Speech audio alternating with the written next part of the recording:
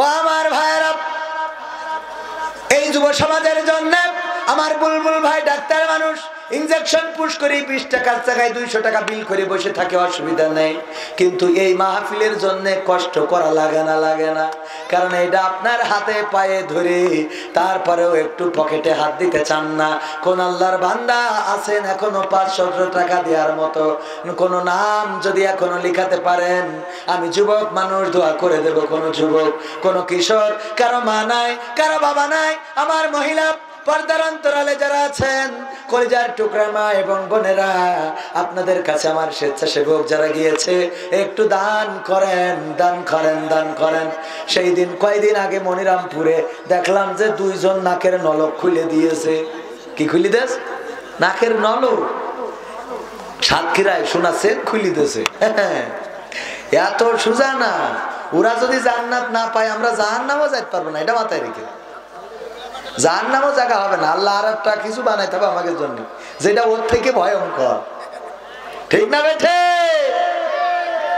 ওগো আমার ভাইরা, কলিজার টুকরারা, আমার সময় শেষ হয়ে গেছে। আর 10টা মিনিট আমি এক্সট্রা দিচ্ছি। 8:30 পর্যন্ত কথা বলার কথা, আর 10টা মিনিট আপনাদের সাথে থাকতে চাই। রাজি আছেন? অনুরোধ, রূপের বড়াই করিস না রে। অনুরোধ তো সব রাখতেছি, আপনারা তো বোঝেন না। মাহফিলি পরিবেশ করে দিয়ে দিতাম, প্রধান বক্তা এসে টাকা চেয়ে টপ টপ করে দিয়ে দিত। মানে পরিবেশ করার আগে হুজুর টাকাই চেনলেন আপনারা। রূপের বড়াই করিস না রে, রূপ চিরদিন থাকে না। রূপের বড়াই করিস না রে, রূপ চিরদিন থাকে না। নিজের মুখটা দেখা একদিন হইবে রে তোর যন্ত্রণা। নিজের মুখটা দেখা একদিন হইবে রে তোর যন্ত্রণা। রূপের বড়াই করিস না রে, রূপ চিরদিন থাকে না। চেহারার বড়াই কইরো না ভাই, রূপ চিরদিন থাকে না।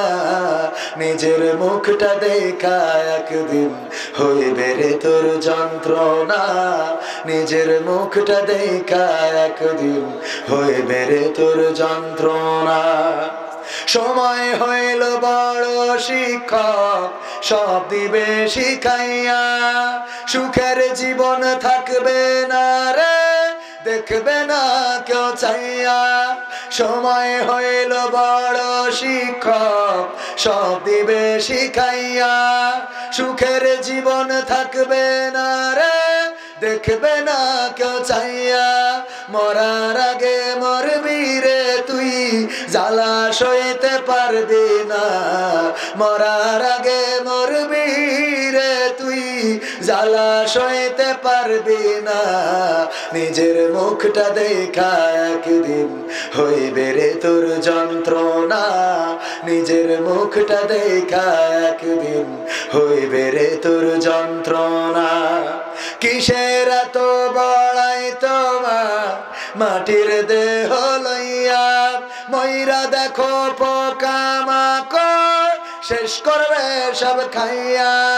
কিসের এত বড়াই তোমার, মাটির দেহ লইয়া। ময়রা দেখো পোকামাকড়, শেষ করবে সব খাইয়া। এই দুনিয়া ছাড়তে হবে, অহংকার আর কইরো না। এই দুনিয়া ছাড়তে হবে, অহংকার আর কইরো না। নিজের মুখটা দেখা একদিন হইবে রে তোর যন্ত্রণা। নিজের মুখটা দেখা একদিন হইবে রে তোর যন্ত্রণা। ক্ষমতার বড়াই কইরো না ভাই, সে আর চিরদিন থাকে না। শেয়ারের বড়াই কইরো না ভাই, পাওয়ার চিরদিন থাকে না। নিজের শেয়ার দেখা একদিন হইবে রে তোর যন্ত্রণা। নিজের শেয়ার দেখা একদিন হইবে রে তোর যন্ত্রণা। ঠিক না বেঠে? যেই শেয়ারে থাকার কথা ছিল, আমাদের সাবেক প্রধানমন্ত্রী জননেত্রী শেখ হাসিনার সেই চেয়ারে এখন বসে ডক্টর ইউনূস। ঠিক না বেঠিক? যেই জায়গায় থাকার কথা ছিল ওবায়দুল কাদের কাকার, সেই জায়গায় এসে আবার বসেছে খালেদা জিয়া। যেই আলেম ওলামা জেলখানায় থাকার কথা ছিল, যেই মাওলানারা, যেই জামাতের নেতারা জেলখানায় থাকার কথা শুধু নয়, যাদের হাতে হাত করা পায়ে ডান্ডা বেড়ি থাকার কথা, আজকে তাদের মধ্যে ডাক্তার শফিকুর রহমান সাহেব আজকে জিকরগাছায় এসে ওপেন ময়দানে কথা বলছেন। বলেন আল্লাহু আকবার। কথা বলছে না? বলছে না? ওপেন ময়দানে কথা। যেই টেলিভিশনে পরিমণি পাতলো গন্ধটা কেমন, এইগুলো নিয়ে নিউজ করা হতো, কথা কয় না? যেই টেলিভিশনে, যেই পেপার পত্রিকায় পরিমণি, ওবায়দুল কাদের, হাসান, তারপরে হাসান মাহমুদদের নিয়ে নিউজ করা হতো, সেই পেপার পত্রিকায়, সেই টেলিভিশনে এখন জামাতের নেতাদের দেখা যায় না, যায় না। এইটাই হলো পরিবর্তন। ক্ষমতার পাওয়ার চিরদিন থাকবে না, ক্ষমতার বড়াই করে কোনো লাভ নাই, এই চেয়ার চিরদিন দখলে থাকবে না। এই জন্য পরিবর্তন দরকার। ওগো আমার ভাইয়েরা, ষড়যন্ত্র যতই করেন আল্লাহ রাব্বুল আলামিন তার চেয়ে বেশি পরিকল্পনাকারী। বলেন সুবহানাল্লাহ। আল্লাহর পরিকল্পনা আছে না নাই? নমরুদ বলল তোমার আল্লাহর সাথে যুদ্ধ করব, নাউজুবিল্লাহ। নমরুদ বলল তোমার আল্লাহর সাথে যুদ্ধ করব। বলল ঠিক আছে, আমার আল্লাহ রাজি হয়েছে। যুদ্ধের ময়দানে চলে গেল। নমরুদ কয় তোমার আল্লাহর সৈন্যবাহিনী কই? ফের ইব্রাহিম আলাইহিস সালাম বললেন অপেক্ষা করো, আসবে। আল্লাহ রাব্বুল আলামিন সৈন্যবাহিনী দিয়েছিলেন নাকি দেন নাই? সেই বাহিনীর নাম কি? মশা রহমাতুল্লাহ আলাইহি। ঠিক না বেঠি? মশা। ওগো আমার ভাইয়েরা, কত কথা বলতে মনে চায়। কয়দিন আগে নীলফামারী গেলাম। নীলফামারী না লালমনির হাট, যে দেখি স্টেজে ব্যানারে বক্তাদের নাম দুই সাইডে ছোট ছোট করে লেখা, আর মাঝখানে বড় করে হেলিকপ্টারের ছবি লিখে দিয়েছে, বিশেষ আকর্ষণ হযরত হেলিকপ্টার রহমাতুল্লাহ আলাইহি। বিশেষ আকর্ষণ কি? হেলিকপ্টারে হুজুর আসবে। হুজুরের ছবি নাই, হেলিকপ্টারের ছবি মেরে দিয়েছে। হুজুরের ছবি নেই, মেরে দিয়েছে কার ছবি? হেলিকপ্টারের ছবি। এখন ভাইরা আমার আলোচনা শোনা দরকার, সেই আলোচনার আলোকে জীবন গঠন করা দরকার। কিন্তু আমরা আলোচনা এক কান দিয়ে শুনি আর এক কান দিয়ে বের করে দিই।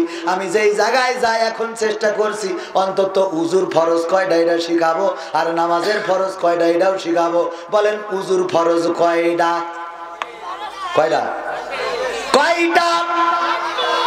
সম্মিলিত ভাবে। তা অনেকেই মনের মধ্যে কেন জানি বাড়ি খাচ্ছে যে আসলে ঠিক বললাম না ভুল বললাম।